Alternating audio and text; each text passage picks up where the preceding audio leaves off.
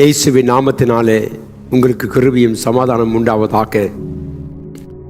கர்த்தராகிய ஆண்டவர் உலகத்தில் இருந்த பொழுது சகலத்தையும் புதுப்பித்தார். அவர் சகலத்தையும் செய்து முடிக்கிறவர், அது சகலத்தையும் புதிதாக்குற தேவன் என்று சொல்லி வாசிக்கிறோம். இந்த செய்தியின் தலைப்பு, நான் சகலத்தையும் புதிதாக்குவேன். என அன்பான தேவ பிள்ளையே, இந்த செய்தியை கேட்டுக்கொண்டிருக்கிறேன் யூடியூப் நேயர்களே, அவர் சகலத்தையும் செய்ய வல்லவராக இருக்கிறார். ஏனென்றால் அவர்தான் சிருஷ்டிகர், அவர்தான் சகலத்தையும் சிருஷ்டித்தவர், அவர்தான் நன்மையும் உருவாக்குற தேவன். நம்முடைய ஆண்டவர் நன்மைகளை செய்கிறவர், தீமை செய்கிற தேவன் அல்ல. ஆகவேதான் கர்த்தராய் ஆண்டவர் சொன்னான், சகலத்தையும் படைத்திருக்கிறவர். உலகத்தில் இருக்கிற அநேக மனிதர்கள் வாக்குத்தத்தங்களை பண்ணுகிறார்கள், வார்த்தைகளை சொல்லுகிறார்கள்.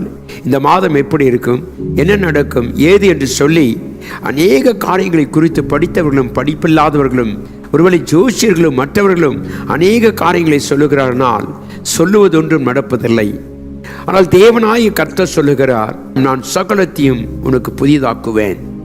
சொல்லுகிறவர் யார் என்றால், அவர் சிங்காசனத்தில் வீற்றிருக்கிற தேவன், சிங்காசனங்களில் அமர்ந்திருக்கிற தேவன், சகலத்தையும் ஆளுகிற தேவன், சகலவற்றுக்கும் செய்வதற்கு அதிகாரம் படைத்தவர்.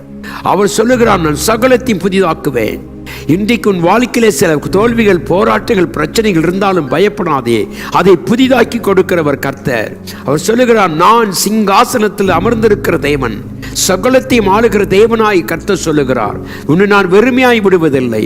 உன் தேவைகளை சந்தித்து உன் குறைகளை நிறைவாக்கி உனக்கு நான் சகலத்தையும் செய்து முடிக்க தேவனாக இருக்கிறவர். என அன்பான தேவ பிள்ளையே, நம்முடைய தேவன் சகலத்தையும் புதிதாக்குற முதல் காரியம் என்ன? உன் கையின் பிரயாசத்தை கர்த்தர் புதிதாக்கி தருவார்.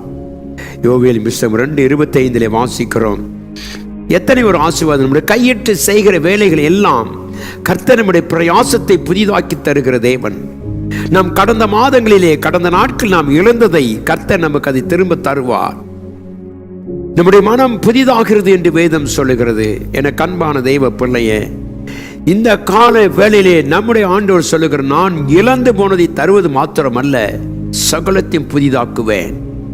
எதெல்லாம் நஷ்டப்பட்டோம் அது எல்லாம் புதிதாக்கி நம்முடைய தேவன் தர வல்லவராக இருக்கிறார். இந்த காலை நம்பிக்கையாயிரு.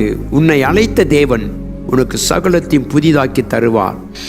நீ கேட்கிறதுக்கும் கேட்பதற்கு முன்னதாகவே கர்த்தர் நம்முடைய காரியங்களை செய்கிற தேவனாக இருக்கிறபடினாலே நம்முடைய ஆண்டவர் சொல்லுகிற காரியம் அதுதான், நான் திரும்ப உன்னை கட்டுவேன். இதை கேட்டுக்கொண்டிருக்கிறேன் அருமையான தெய்வ பிள்ளைகளே, நம்முடைய வாழ்க்கையில எத்தனை நஷ்டங்கள், தோல்விகள் இருந்தாலும் கூட தேவனுடைய வார்த்தையின் பிரகாரமாக நாம் விசுவாசித்தோமானால் தேவன் நமக்கு எல்லாவற்றையும் திரும்ப கட்டுவார், திரும்பவும் எழுப்புவார், திரும்பவும் மகிமைப்படுவார். இழந்து போனதை கர்த்தர் மீண்டும் தந்து தம்முடைய நாமத்தை உயர்த்துவார். ஆகவே நாம் சொல்லுவோம், கர்த்தாவே நீர் எங்களுக்கு புதிதான காரியங்களை செய்கிறவர். வனாந்தரத்திலே வழிகளை உருவாக்குற தேவன் நம்முடைய ஆண்டவர். சிந்தித்து பார்ப்போம், இஸ்ரவேல் ஜனங்களை கர்த்தர் நடத்தி கொண்டு வந்த ஒரு குறை இல்லை, அவளுக்கு ஒரு தாழ்ச்சி இல்லை, ஒரு வேதனை இல்லை.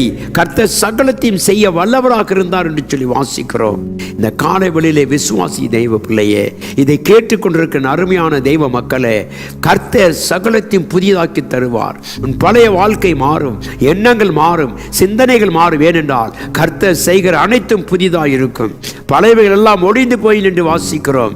ஆகவே இன்றைக்கு சொல்லுவோம், கர்த்தாவே என் வாழ்க்கையை புதிதாக்கி தாரும், அன்றைய ஜீவியத்தில் ஒரு புதிய காரியத்தை எங்களுக்கு தாரும் என்று கேட்போம். அப்பொழுது தேவன் நம்மை புதிதாக்கி, நம்முடைய மனம் புதிதாகிறதுனாலே, நம்முடைய சிந்தனைகள் புதிதாகிறதுனாலே, நம்முடைய வாழ்க்கை புதிதாகிறதுனாலே நீ உலகத்தில் பேர் பெற்றவனாய் வாழுவாய். கர்த்தனை ஆசீர்வதித்து கனப்படுத்துவார். ஆகவே அந்த நம்பிக்கையோடு இந்த காலை வேளையிலே கர்த்தாவே எங்களை புதிதாக்கும். இன்றைக்கு நாம் சொல்ல முடியுமா? நம்முடைய வாழ்க்கையில் நாம் சொல்லக்கூடிய காரியம் உண்டா?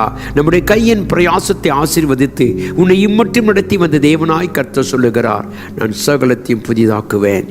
அந்த நம்பிக்கையை கர்த்தர் கொடுத்ததுக்காய் நன்றி செலுத்துவோம். நாம் கண்களை மூடி ஜெபிப்போம்.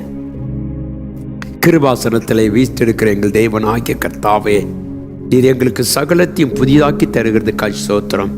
எங்கள் வாழ்க்கையே புதிதாக்கப்பட்டதையா.